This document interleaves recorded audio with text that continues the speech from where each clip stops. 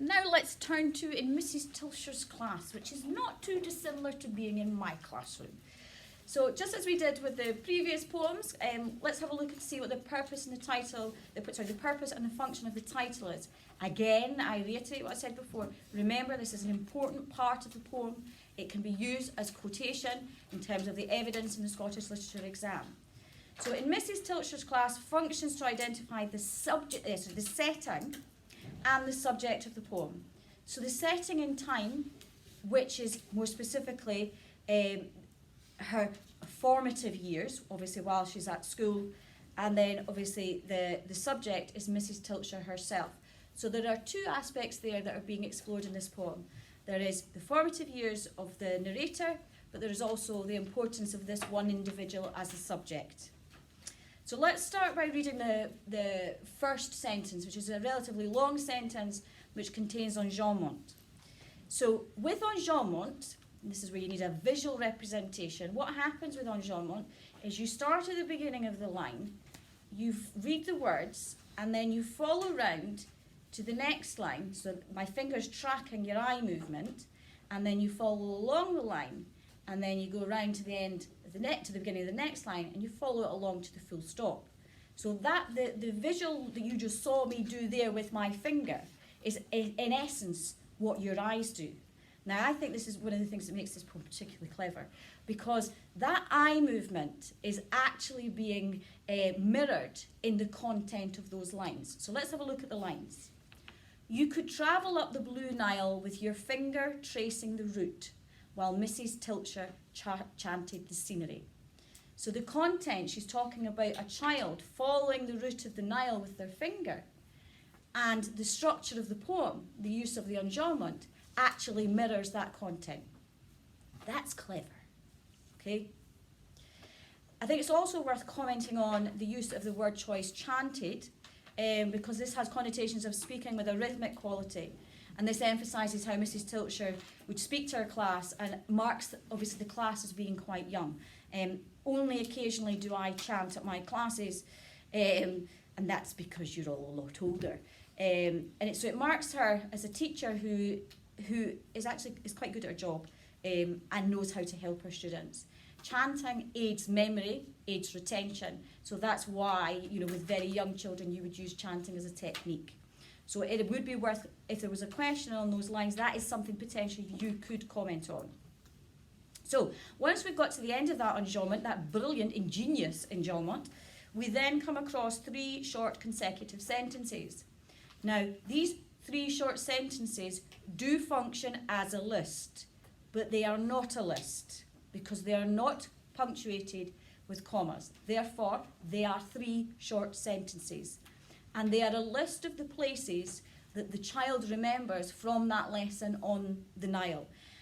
And this helps us to identify or to recognise the kind of lasting impact that that lesson has had, that even after a period of time, reflecting back on the lesson, the adult Duffy still remembers Tana, Ethiopia, Khartoum and Aswan. Okay, so 3 short sentences that function as a list of the places that the child would have remembered, the adult remembers from that lesson on the Nile. That for an hour, then a skittle of milk. This is an interesting metaphor. So a milk bottle is being compared to a skittle. So if you think about 10-pin bowling and the shape of a skittle, they're obviously the shapes of a bottle and the 10-pin are not too dissimilar. However, I would suggest it's not really the shape that Duff is trying to place emphasis on when she's making that comparison. It's actually the idea of it being fun. So just as going 10-pin bowling, allegedly, is good fun, only if you've got the buffers up, by the way, just as going 10-pin bowling is good fun, so too is having your milk at break time in Mrs. Tilscher's class. So again, the use of the word skittle there as a metaphor is to kind of enhance this atmosphere, this positive, happy, engaged atmosphere that the narrator feels as being part of Mrs. Tilscher's class.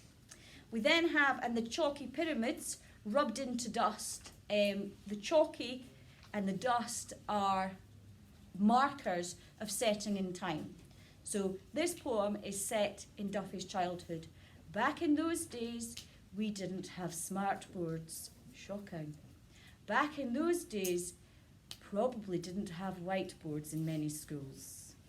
Back in those days, we had chalk and chalkboards. So the use of the reference to the chalk is about marking the poem in terms of setting in time. This is clearly set in the past, quite a while ago, and it's clearly Duffy's childhood. That's further reinforced by the single line sentence, a window opened with a long pole. And old schools, Victorian style schools, would have had very big windows that were very high. And I certainly remember being at primary school and my teacher using a pole to open the windows because the top of the window was so high that there was no other way to open the window. So again, the reference to the long pole, I think there's an air of nostalgia that Duffy is revelling in when she writes that line, remembering fondly back to that classroom and remembering fondly back to the times when the windows were so big that you needed a pole to open them.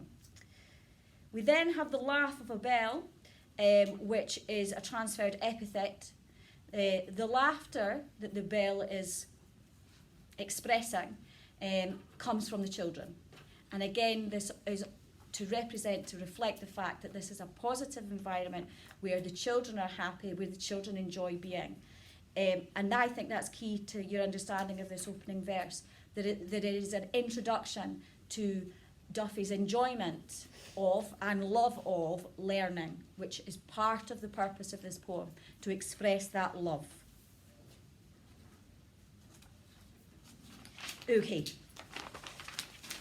So then we turn to the next two short sentences which reinforce this same concept, this same idea. This was better than home. Now, I know that most of the pupils in my classroom feel that being here is better than being at home. But that's not a usual experience for people in a classroom. And the reason that Duffy makes that point is because she wants us to understand how much she enjoyed and loved learning, being in Mrs. Tilscher's class. We'll look at the word choice on the next short sentence, enthralling books. Word choice of enthralling. Clearly suggestions of passion, pleasure, enjoyment. And again, it's to help us understand that for Duffy, literature, books, were something that she loved and something she enjoyed and something that she had a passion for. What I think is particularly clever is how she then develops the same positivity into the following metaphor. The classroom glowed. Now, if something glows, it would suggest that perhaps it is golden. And if something is golden, it would perhaps suggest that it is worth quite a lot of money, expensive. So the fact that the classroom glows would suggest a wealth. And again, I think this is reflecting Duffy's own values and understanding of the importance of education, that it is something that is valued and it has a high value for Duffy. And that goes back to and links back to reinforcing the idea that this is better than home. That metaphor is followed very quickly with a simile, and I think that's what makes this line particularly difficult, because you've got the metaphor at the beginning and then you've got the simile that comes straight after it, where the classroom is being compared to a sweet shop. Now, a sweet shop is a place that all children love to be, because it's full of wonderful treats and things that we enjoy and things that we take pleasure from.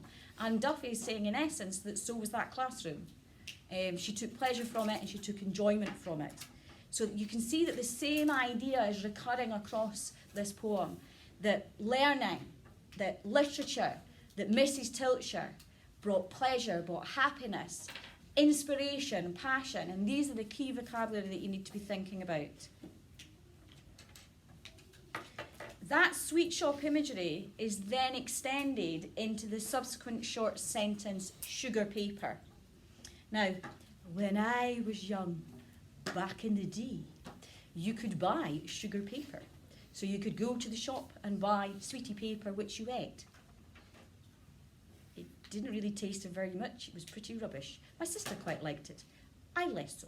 So you could buy sweetie paper, what we call sweetie paper, which in essence is sugar paper, and she's making reference to that. So she's extending the metaphor that she's talked about earlier with the sweet shop by talking about the paper. Now, what's clever about this is that not only is sugar paper something that we can associate with a sweet shop, but paper in itself is a utensil that one uses for writing. So she's actually bringing together those two ideas, the education and the pleasure of sweets, in that singular short sentence. We then have the somewhat unsettling reference to Brady and Hindley. And there's a delay in revealing what she's going to say about that. Now, as we all know from the brilliant teaching that we've had on the Moors murderers, that at the time of Duffy being at school, the story of Myra Hindley and Ian Brady was a huge story across the whole of the United Kingdom. Very controversial, highly emotive for the vast majority of the public. It was the first time that a female had been convicted of murdering young children, and it created outrage, specifically because the perception was that women are supposed to be caring and nurturing, and therefore to perform the acts that she was involved in created real outrage. And in terms of the crimes, a lot of that outrage was specifically directed at her. So it's interesting, you know, in this verse we've got all this positivity, we've got fun, we've got happiness, we've got pleasure, we've got enjoyment, and then we have Brady and Hindley's name at the end of this line, which unsettles us. But Duffy doesn't then reveal the significance of that until the following line. So what she does say about Brady and Hindley, however, is that they faded like the faint, uneasy smudge of a mistake. So she's saying that while these horrific events were going on around at the time of Duffy's education, she compares them to a faint smudge, because for her, she had a very limited awareness of them. She was so engulfed, enveloped, enjoying her education and being at school, that those atrocities, those shocking, horrific events that she had awareness of in the outside world were no longer as prominent in her, I suppose, in her consciousness and her understanding. So again, this is about helping us to understand that for her, education, being in Mrs. Tilscher's class, was all-encompassing. It inspired her passion and for learning, and that's the key idea that she keeps coming back to across those first two stanzas. Mrs. Tilscher loved you. This is the line that I find the fondest. It's a short sentence, places emphasis on the use of the word love. So that's the function of that short sentence. The fact that the teacher is caring, and the fact that she tries to make every child feel special. And that's why Duffy likes Mrs. Tilscher, because that's what Mrs. Tilscher does for her pupils, just as I do for you.